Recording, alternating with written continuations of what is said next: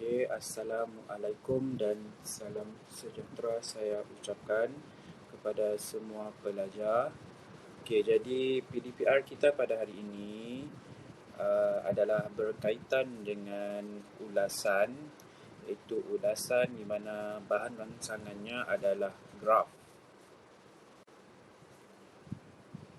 Okey, objektif pembelajaran kita pada hari ini adalah untuk menghasilkan karangan ulasan, di mana karangan ulasan tersebut menggunakan bahan rangsangan graf. Jadi kamu di akhir pembelajaran nanti diharapkan dapat menghasilkan karangan ulasan yang bahan rangsangannya berbentuk graf dengan menggunakan bahasa yang gramatis. Okay, sebelum kita tengok karangan ulasan tersebut yang berbentuk graf itu, okey, boleh kita rewind balik, ulang balik ulasan ini berkaitan dengan apa Okey, jadi ulasan ini dia melibatkan penggunaan bahan rangsangan yang berbentuk iklan, graf, rajah, ilustrasi, foto, carta, jadual, poster, iklan ataupun ilustrasi kartun, di mana di dalam bahan rangsangan tersebut kamu haruslah ulas apa yang ada di dalam bahan rangsangan tersebut. Contoh dia bagi kamu graf. Seperti yang kita tengok pada hari ini, dia bagi kamu graf. Jadi apa yang ada di dalam graf itu kamu kena ulaskan, kamu kena translatekan ke dalam bentuk ayat. Jadi itu adalah ulasan. Okey, panjang ulasan adalah antara 80 hingga 100 patah perkataan dan markah yang diperuntukkan adalah sebanyak 15 markah. Okey, kita tengok petua ataupun tips sebelum kita tengok soalan mengenai ulasan yang berkaitan dengan bahan rangsangan graf ini Okey, jadi tips yang boleh kita tengok dekat sini. Okey, yang pertama, kita perlu baca arahan soalan tersebut. Terlebih dahulu kita mesti wajib baca arahan soalan. Benda ni memang wajib kamu perlu buat supaya kamu dapat mengenal pasti apa kehendak soalan itu. Kemudian, teliti maklumat yang dikemukakan. Maklumat yang dikemukakan ini adalah isi tersurat Kemudian kamu harus menganalisis isi tersurat tersebut. Contoh dia, kamu analisiskan dia dari segi impak atau kesannya. Itu adalah isi tersirat dia. Okay, kemudian kamu perlu pilih 3 isi tersurat dan 3 isi tersirat di dalam ulasan kamu. Buat dalam satu perenggan sahaja. Okay, jadi rangka dia seperti yang saya tunjuk di dalam ini di dalam gambar tu. Okay, yang pertama, ayat pertama tu adalah ayat tema Ayat kedua adalah isi tersurat, kemudian campur dengan isi tersurat ataupun contoh dia, kamu boleh sertakan sekali, sama juga dengan ayat yang keempat tu. Dan ayat kelima adalah penegasan ataupun penutup. Jadi kamu boleh refer kepada bentuk ini apabila kamu nak buat karangan ulasan. Mana-mana karangan ulasan lah.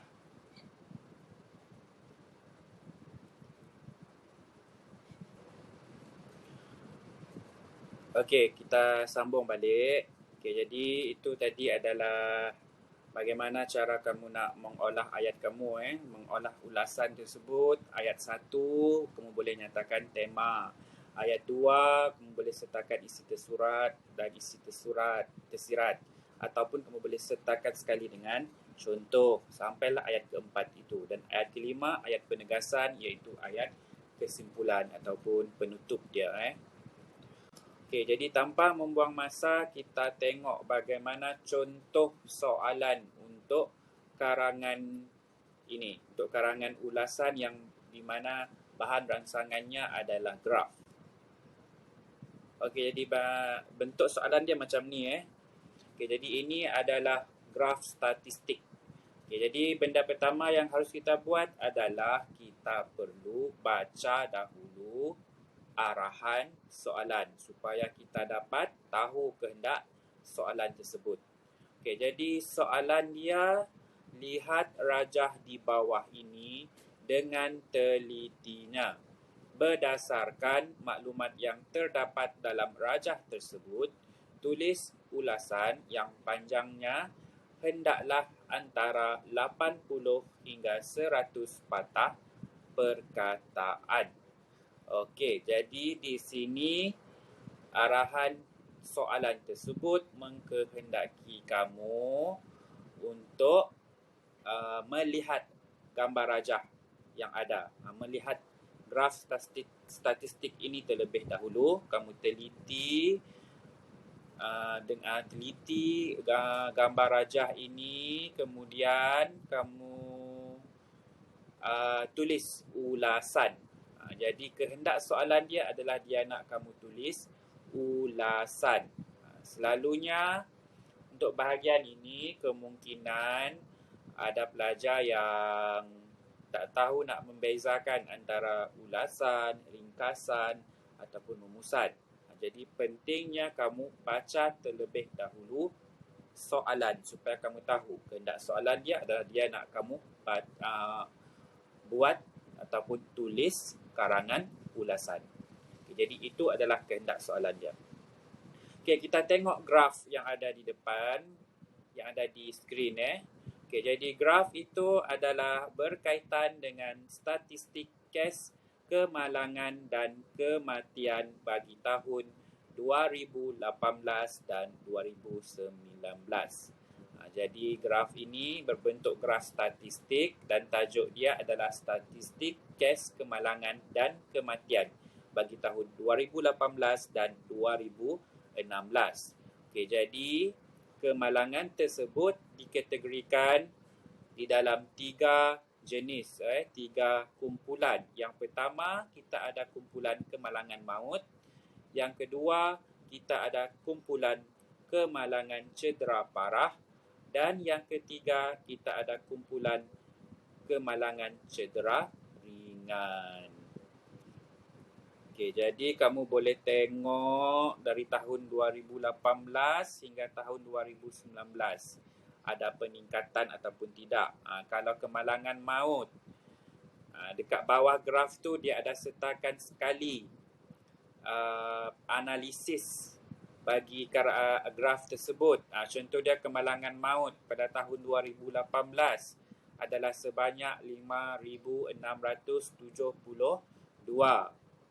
Kemudian pada tahun 2019 meningkat kepada 5,662,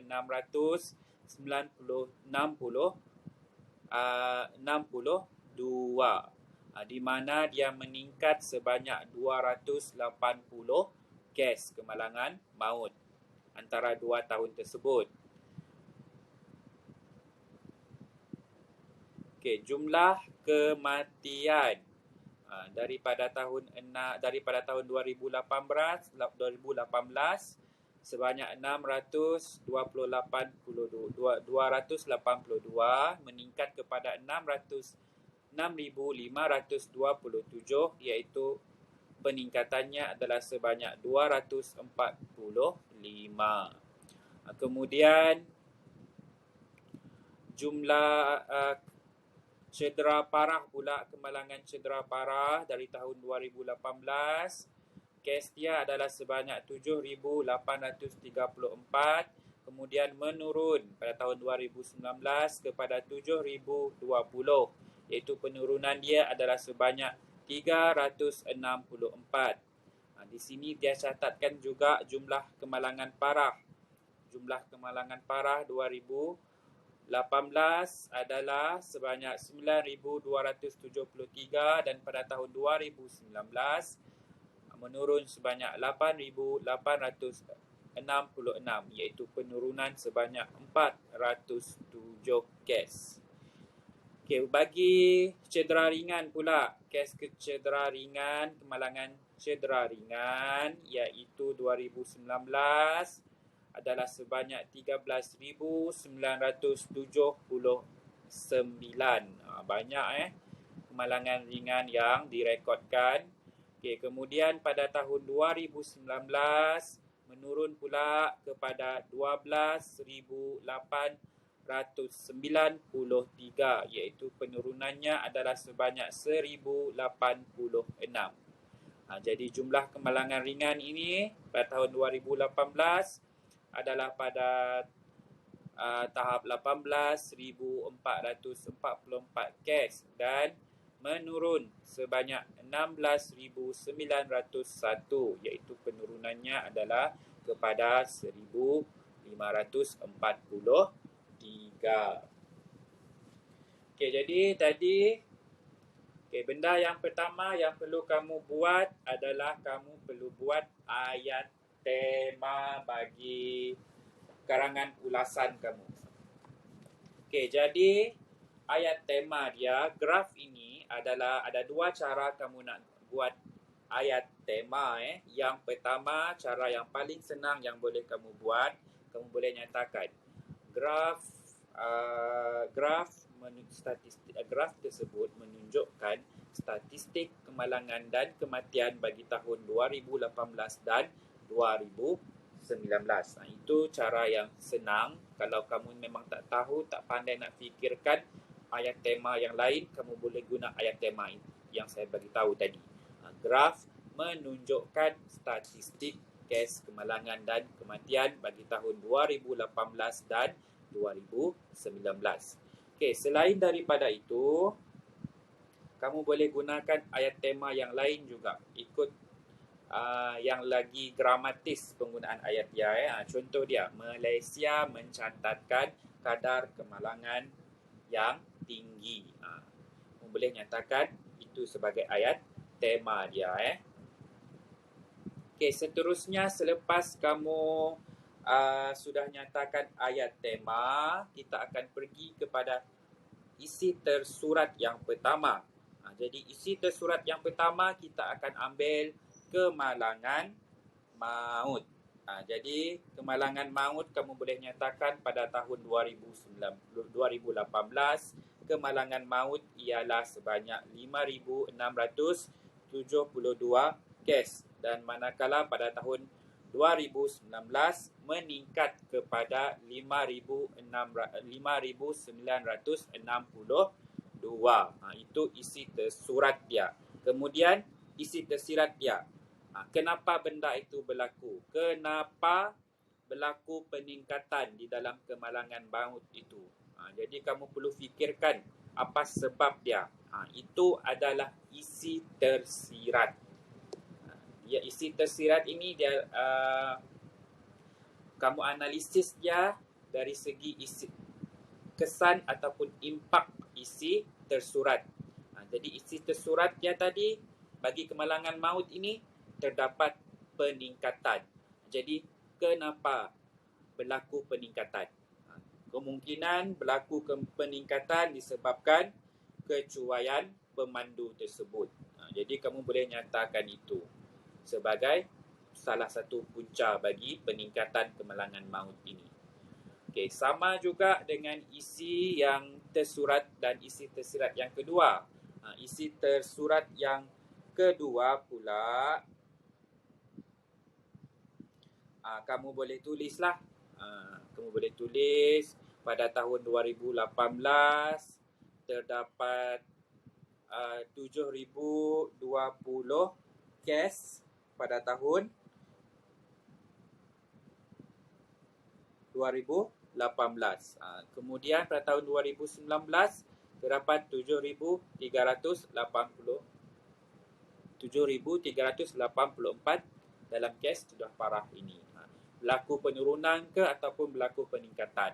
Kalau berlaku penurunan, apa sebab dia? Kalau berlaku peningkatan, apa sebab dia? Itu adalah dari segi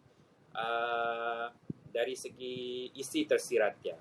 Dan jangan lupa untuk isi tersurat dan isi tersirat yang kedua dan yang ketiga, kamu kena guna penanda wacana.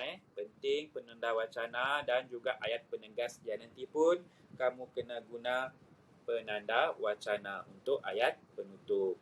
Okey, jadi kita tengok contoh jawapan bagi soalan ini.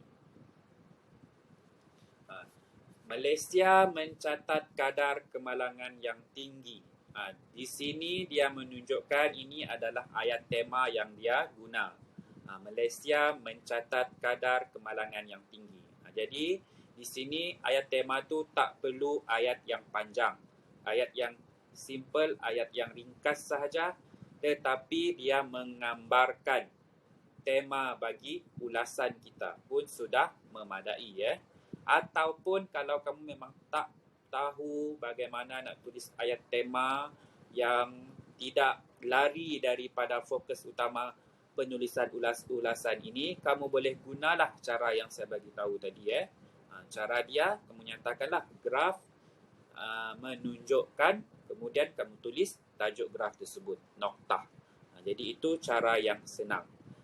Tetapi kalau kamu pandai nak mengolah ayat yang kamu gunakan itu gramatis, kamu boleh guna cara yang kedua, iaitu kamu tulis ayat di mana ayat tersebut menggambarkan tema bagi penulisan ulasan kita ini. Okey, jadi selepas habis tulis ayat tema, kamu akan tulis isi tersurat yang pertama. Isi tersurat yang pertama pada tahun 2018, kemalangan maut ialah 5,672 kes. Manakala pada tahun 2019 meningkat kepada 5,962 kes. Jadi itu adalah isi tersurat.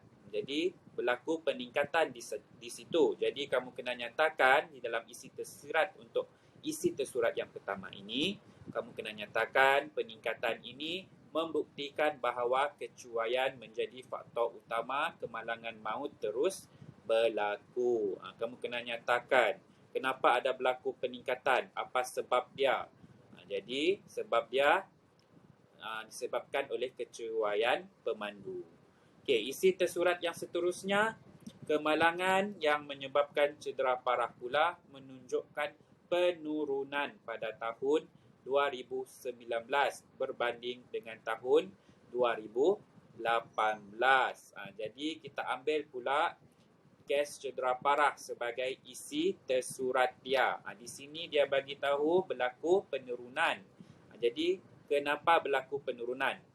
Jadi isi tersirat dia, penurunan ini menunjukkan bahawa terdapat kesedaran dalam kalangan pengguna agar berhemah ketika berada di jalan raya.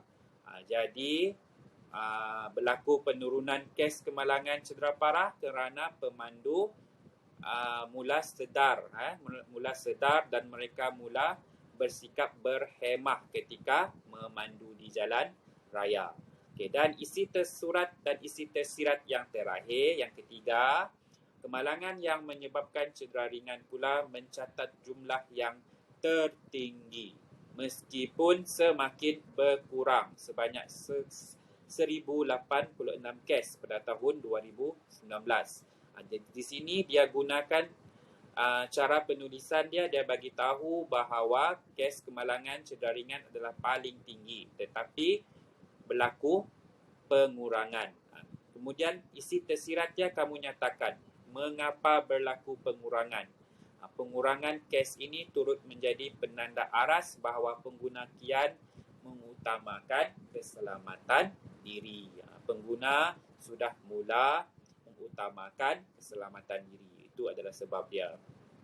Okey, kesimpulannya, pengguna wajar mematuhi peraturan di jalan raya. Itu adalah ayat penegas ataupun ayat penutup yang digunakan.